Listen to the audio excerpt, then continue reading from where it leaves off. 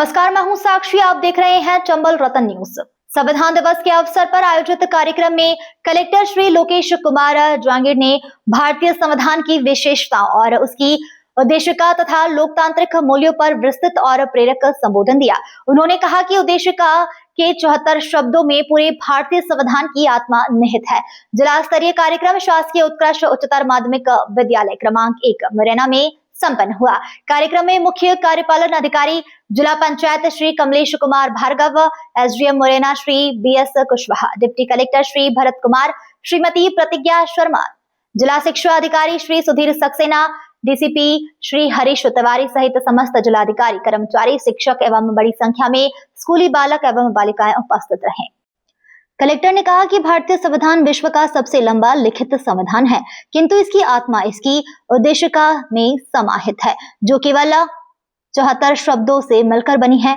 उन्होंने कहा कि इन 74 शब्दों ने पूरे संविधान के सभी अनुच्छेद और प्रावधानों का सार निहित किया है। उन्होंने उद्देशिका के महत्व को स्पष्ट करते हुए कहा कि यह संविधान की शक्तियों के स्रोत का परिभाषित करती है। उद्देशिका का प्रारंभ हम भारत के लोग शब्दों से होता है, जो इस बात को स्पष्ट करता है कि भारतीय संविधान का निर्माण भारत के लोगों ने स्वयं किया है। संविधान की शक्ति का स्रोत न कोई राजा है, न कोई सामंतवादी शासक और न कोई उपनिवेशक या बाहरी शक्ति, बल्कि देश की जनता है।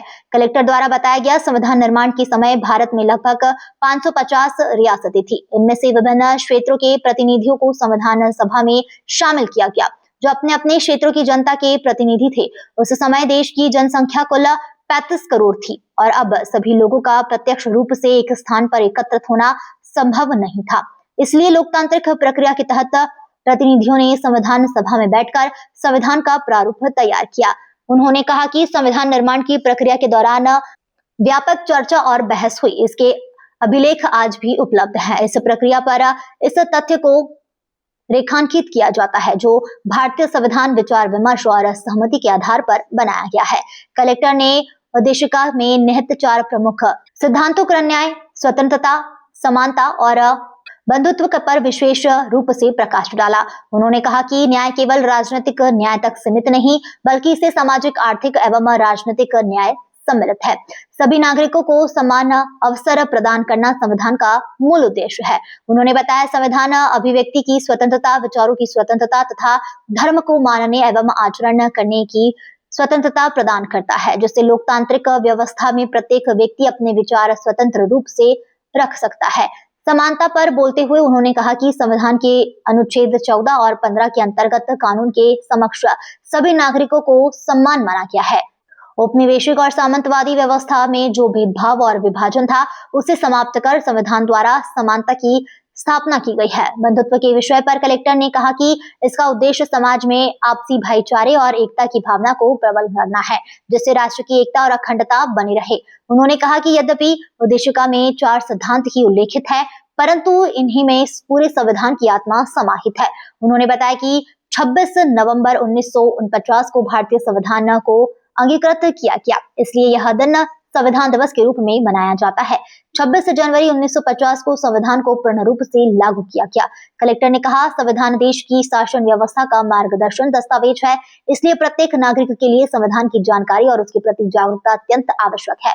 उन्होंने विद्यार्थियों को संबोधित करते हुए कहा कि एनसीईआरटी की पाठ्य पुस्तक में कक्षा 10वीं से 12वीं तक संविधान, मौलिक अधिकार तथा राज्य के नीति निर्देशक सिद्धांतों का विस्तृत अध्ययन कराया जाता है। इन पुस्तकों के माध्यम से विद्यार्थियों को संविधान के महत्व, उद्देश्य या प्रावधानों की पूर्ण जानकारी प्राप्त हो सकती है।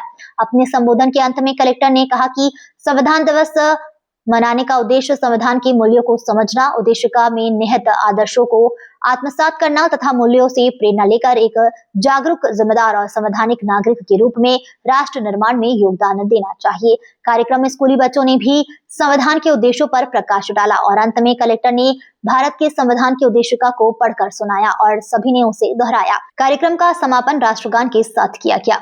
मुरैना से वीरेंद्र सिंह नेगी की रिपोर्ट। भारत को एक संपूर्ण प्रभुत्व संपन्न,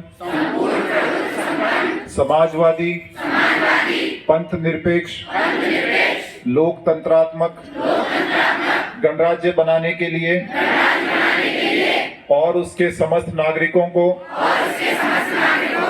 सामाजिक, आर्थिक और राजनीतिक न्याय, विचार, अभिव्यक्ति, विश्वास, धर्म और उपासना की स्वतंत्रता, प्रतिष्ठा और अवसर की समता प्राप्त कराने के लिए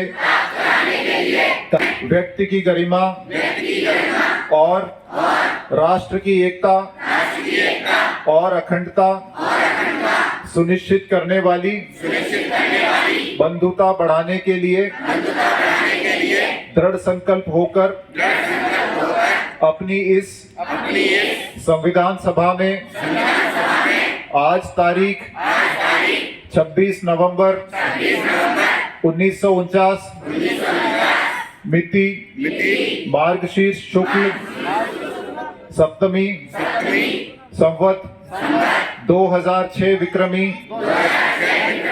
को एतद द्वारा इस संविधान को अंगीकृत, अधिनियमित और आत्मार्पित करते हैं।